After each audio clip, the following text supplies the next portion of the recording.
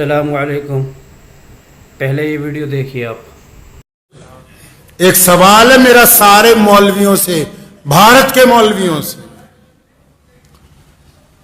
چاہے وہ دیوبندی مولوی ہے، چاہے وہ بریلوی مولوی، چاہے وہ تبلیغی جماعت والے ہیں، چاہے وہ جماعت اسلامی والے ہیں، چاہے وہ ندوہ والے ہیں، چاہے وہ جامعہ ملیہ والے ہیں، جتنے بڑے بڑے دانشور مسلمان بنے پھرتے ہیں، ان سب سے سوال ہے کہ یہ جو اب عام شادیاں مسلمانوں کی ہوتی ہیں جن میں تم ڈی جے لگا کے ڈھول بجا کے اور وہاں رقص و سرور کی محفلیں منعقد کی جاتی ہیں، اور آپ جیسے بڑے مسلمانوں کے چودھری جن لوگوں نے وقت بھی لگایا، جو اپنے آپ کو خواجہ اجمیری کے سجادہ نشین بھی کہتے ہیں، جو اپنے آپ کو اہل سنت والجماعت کے جانشین کہتے ہیں، جو اپنے آپ کو علماء دیوبند کے وارث کہتے ہیں، اکثر دیکھنے کو ملتا ہے کہ جتنی غیر شرعی شادیاں ہیں یہ اپنی داڑیاں لے کے وہاں صوفوں پر بیٹھ کے آرام سے مرغا بریانی کھاتے ہیں. کیا تمہاری غیرت تمہیں ایک دفعہ نہیں چنجوڑتی کہ رسول اللہ کے حکموں کی کلی خلاف ورزی ہو رہی؟ کیا تمہارے دل میں ذرا برابر بھی شرم، ذرا برابر غیرت نہیں آتی تمہیں؟ کہا مفتی صاحب نے، کہنے لگے میں گیا، لڑکی کو پوچھا کہ تمہیں فلاں کے ساتھ نکاح میں دے دیا، یہ گواہ کھڑے ہیں، یہ وکیل کھڑا ہے، تجھے قبول ہے؟ لڑکی بولتی نہیں. فرمایا 3 دفعہ پوچھا، لڑکی بولتی نہیں، تو سارے مفتی مل کے کیا کہتے ہیں کہ اگر بولتی نہیں ہے تو اس کا مطلب رضامند ہے. دستخط کراؤ، نکاح ہو گیا. کیا ہے جی؟ رضامند ہے. شریعت نے کہا کہ اگر وہ شرم کی وجہ سے نہیں بولتی تو رضامند ہے، اور اگر رضامند نہ ہوتی تو بغاوت کرتی. تو میں ان سے پوچھتا ہوں، تمام لوگوں سے، سارے دینداروں سے، کہ تم جن مجلسوں میں اب جا کے بیٹھتے ہو جہاں گانے چل رہے ہیں، سامنے ڈی جے لگا ہوا ہے، ڈھول بجا کے بارات آ رہی ہے، تمہارے چہرے پہ ناگواری بھی نہیں ہے، تو اس کا مطلب تم رضامند ہو ان کے ساتھ. اور اگر تم ان کے ساتھ رضامند ہو تو اللہ اور اس کے رسول کی رضامندی تمہارے ساتھ نہیں آ سکتی. اگر غیرت مند ہو تو اگر روک نہیں سکتے، فرمایا ایمان کے 3 درجے، اپنے دل میں برا مانو، تمہارے چہرے پہ تو ذرہ برابر بھی شرمندگی کا احساس نہیں کہ ڈھول بجا کے بارات آ رہی ہے، تم اس مجلس کو چھوڑنے کے لیے تیار نہیں. ان چودھریوں کی وجہ سے کہ یہ چندہ نہیں دیں گے، کیا ان کے پل پر مسجدیں اور مدرسے چل رہے ہیں؟ جو گنڈا کرتی ہے اسلام کے نام پر شادیوں میں کرتے ہو، تم ان سے ڈرتے ہو؟ رزق کا وعدہ اللہ نے کیا ہے، انہوں نے نہیں کر رکھا. 3 درجے ایمان کے. فرمایا اگر کوئی چیز بری لگے تو دل میں برا مانو، اگر طاقت ہے تو زبان سے کہو، اگر ہاتھ سے روک سکتے ہو تو وہ اول ترین درجہ ہے. تو یہ جتنے آپ، میں یہ جو بات آج ممبر پہ بیٹھ کے کہہ رہا ہوں، روزانہ پورے ملک میں شادیاں ہو رہی، اور جتنے سرمایہ داروں کی شادیاں جا کے دیکھ لو، یہ جتنے کٹھ ملا ہیں یہ ان کے نکاح بھی پڑھا رہے، ان کی بریانیاں بھی کھا رہے، ان کے قورمے بھی کھا رہے.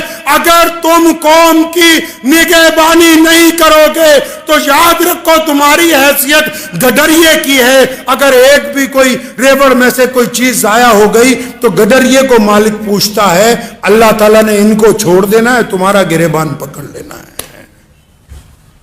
کوئی ضرورت نہیں ایسا نکاح پڑھانے کی جہاں ڈھول بجتے ہوں، کوئی ضرورت نہیں ایسے شادی کے اندر جانے کی جنہوں نے ڈی جے لگا کے رکھے ہوں، جو ناچ کے ڈھول بجا کے آ رہے ہوں، ان کے ساتھ شہر کا قاضی چل رہا ہو. شرم کے ڈوب مرنے کا مقام ہے ان لوگوں کے لیے. اتنی بھی غیرت زندہ نہیں رہی، اتنی بھی شرم و حیا زندہ نہیں رہی. کس بات کی دولت ہے؟ یہ یاد رکھو، دین محمد الرسول اللہ کا ہے. کس کا دین ہے جی؟ محمد الرسول اللہ کا دین ہے، اور یہ دین قیامت تک زندہ رہے گا. یہ کسی سرمایہ دار کا دین نہیں ہے، یہ کسی بہت بڑے چودھری کا دین نہیں ہے. دنیا کی کوئی طاقت اس دین کو سرنگو نہیں کر سکتی. اس لیے پلٹیے اپنے رب کی طرف. اور آپ بھی سنیے جتنے عام مسلمان ہیں، اگر کسی شادی میں ناچ گانا ہو رہا ہے مسلمان کی، اور شراب پی کے کوئی آ رہا ہے، ڈھول بجا کے بارات آ رہی ہے، آپ اگر اس میں شامل ہیں تو آپ گنہگار ہیں۔ میں فتوے نہیں اکثر دیتا، لیکن یہ مسئلہ آپ کو اس لیے بتا رہا ہوں کہ رسول اللہ صلی اللہ علیہ وسلم کو یہ بات پسند نہیں ہے۔ رسول اللہ نے سادگی سے نکاح کا حکم دیا۔ فرمایا مسجد عبد الرحمن بن عوف جلیل القدر صحابی، اربوں پتی آدمی، رسول اللہ نے فجر میں پوچھا عبد الرحمن یہ کپڑوں پہ لال رنگ کا داغ لگا، فرمایا یا رسول اللہ رات میرا نکاح ہوا تھا تو مہندی لگ گئی تھوڑی سی۔ کچھ نہیں کہا رسول اللہ نے کہ ہمیں نہیں بلایا، فلاں کو نہیں بلایا، تو رسموں میں پڑ گئے جی فلانے بھائی کو لے آؤ، فلانے چاچے کو لے آؤ، ماسڑ کو لے آؤ، یہ لے آؤ وہ لے آؤ، اور یہ جو چھپ چھپ کے تمہاری اولادیں زنا کر رہی ہیں کبھی ان کی طرف بھی دیکھو، ان کی طرف بھی دیکھو، خدا کے واسطے ان تمام رسموں کو چھوڑ دیجئے، اور اس جذبے کے ساتھ چھوڑنا کہ ہم مسلمان ہیں انشاءاللہ تعالیٰ ہم اس غلط کام میں ساتھ نہیں دیں گے، کریں گے جی انشاءاللہ۔ ان مولویوں کو نہیں، باقی لوگ بھی، اگر کوئی چودھری اپنے بل پہ، اس کی اولاد اپنے بل پہ باجا بجوانا چاہتی ہو تو بجانے دو، اس کا نکاح پڑھانے کی ضرورت نہیں ہے جب تک توبہ کر کے اللہ اور اس کے رسول صلی اللہ علیہ وسلم کی رضا نہ حاصل کر لے۔ میں چیلنج کے ساتھ کہنے لگا ہوں یہ بات، آپ بھی نوٹ کر لیجئے، پورے اسلام میں، پورے قرآن میں، پوری احادیث کی تمام کتابوں میں جہیز نام کی لعنت کا لفظ ہے ہی نہیں۔ محمد رسول اللہ نے اپنی بیٹی کو جہیز دیا نہیں۔ آپ کس طرح سیرت کو پڑھتے ہیں؟ مولا علی رضی اللہ تعالیٰ عنہ آئے نبی علیہ السلام کے پاس، شہزادی کا ہاتھ مانگا، تیاری کر لی گئی نکاح کی، پھر بلایا علی آؤ، کچھ ہے تمہارے پاس؟ وہ فقراء صحابہ میں سے تھے، مولا علی رضی اللہ تعالیٰ عنہ فقراء صحابہ میں سے تھے، پوچھا ہے کچھ آپ کے پاس؟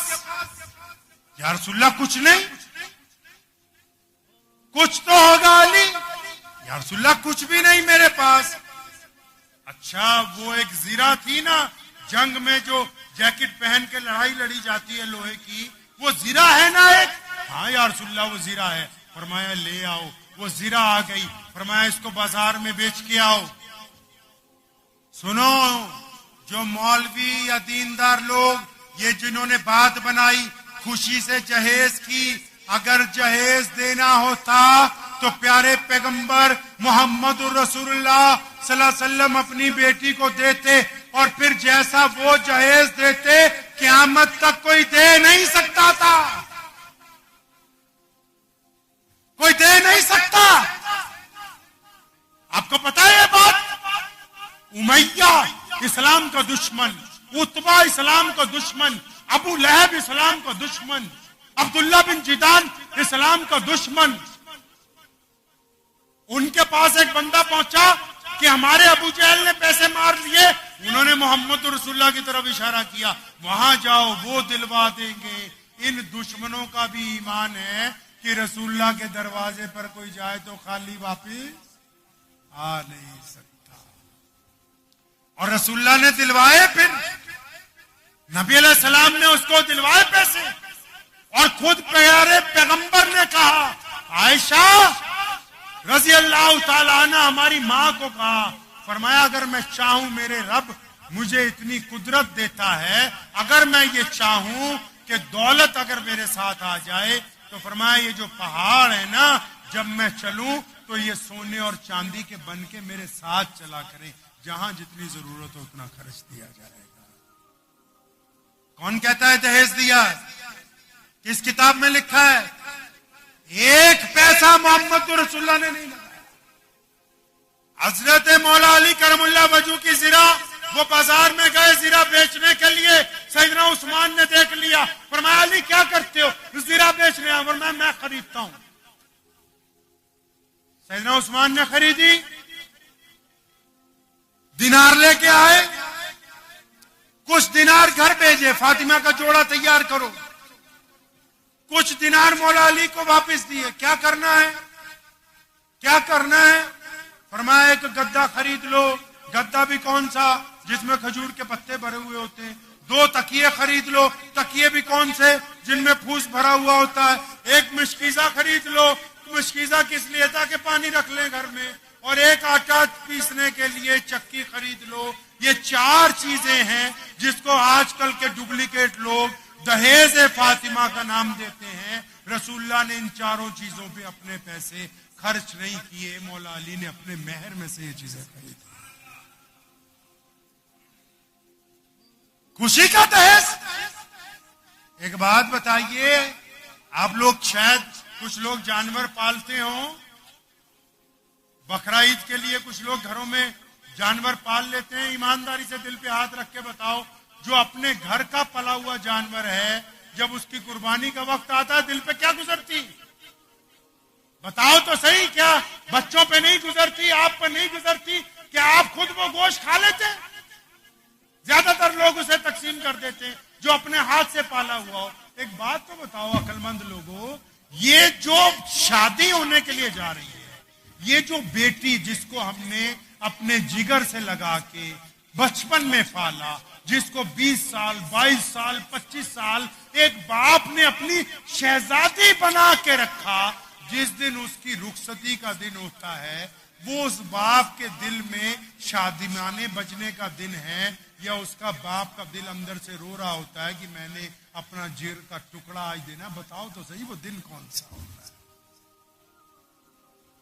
मान लिया अफसोस का दिन नहीं है, बाप को खुशी है, लेकिन खदशा भी है कि जाके बसेगी तो बसेगी कैसे? वो खुशी का दिन नहीं होता। जो बेगैरत लोग जाते, पूरे कुरान में, पूरी हदीस में बारात का लफ्ज नहीं है।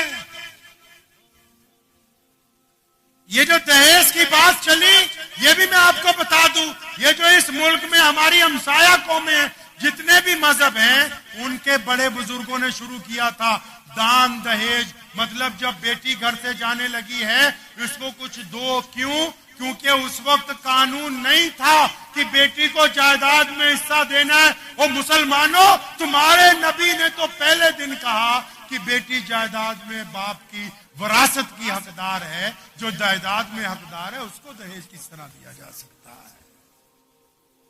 हमारी हुकूमत ने अब 2006 में या 7 में, मुझे याद है, हमारे भारत सरकार ने कानून बनाया कि बेटी भी जायदाद के अंदर हिस्सेदार होगी। लेकिन पहले दहेज इसलिए बनाया था कि बेटी जा रही है, माँ बाप चाहते थे अपनी जिंदगी में तो कुछ दे दें, लेकिन आपके नबी ने तो आपको पहले ही बता दिया था कि ये जो तुम्हारी बेटी है, ये जो तुम्हारी शहजादी है, तुम करोड़पति भी बन जाओ, अरबपति भी बन जाओ, जब तुम्हारी वसीयत तकसीम होगी, जब तुम्हारी जायदाद तकसीम होगी, तुम्हारे बेटों के साथ साथ तुम्हारी शहजादियों को हिस्सा देंगे। अच्छा एक बात बताओ, जब बारात जाती है, आपको अगर उस पंडाल में यह पहचानना हो कि बेटी का बाप कौन है और भाई कौन है, तो जिनके चेहरे सबसे ज्यादा उतरे हुए हो, जिनके चेहरे पर सबसे ज्यादा फिक्र हो, जो सबसे ज्यादा परेशान नजर आते हो, बस वही लड़की के माँ बाप हैं, वही लड़की के भाई बहन हैं। अरे बदबख्त इंसानों, जिन लोगों के दिलों पर छुरियां चल रही हैं, वहां अपने 4 रुपए के छुआरे ले जाके उनका कोरमा बिरयानी खाते हो, शर्म नहीं आती? दस्तूर तो देखिए क्या बनाया, छुआरे हमारे।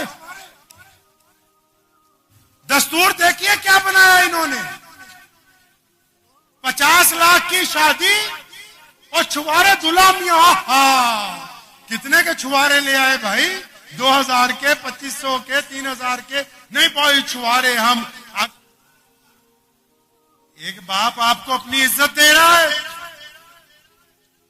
एक बाप आपको अपनी इज्जत, कि जिसकी बेटी की तरफ अगर कोई 2 मिनट देख ले, वो गवारा ना करे और उससे लड़ने के लिए पहुंच जाए, उस नाजो नाज में पली हुई उस बेटी को आपके हवाले कर रहा है, और आप उस इज्जत का ये फायदा उठा रहे हैं कि उसी बाप के सामने जब उसका दिल जख्मी है कि मैंने अपने जिगर के टुकड़े को अजनबी लोगों में भेजना है, वहां जाके कैसा वतीरा होगा, इसका गुजर कैसे होगा, इसका मामला अच्छा होगा कि नहीं होगा, औलाद इसको मिलेगी या नहीं मिलेगी, उसको 200 फिक्रे लायक हैं। आपके नखरे नहीं आते कि बिरयानी अच्छी नहीं थी, कोरमा अच्छा नहीं था, कॉफी ठंडी हो गई थी, बिस्तर बढ़िया नहीं बनाए। अरे बदबख्तो, किसी के बाप की आरजुओं के खून को अगर चूसना ही है तो फिर तो वैसे ही किसी के यहाँ डाका मार के भी चूस सकते हो। ये कोई बेहतरीन तरीका नहीं बनाया आपने।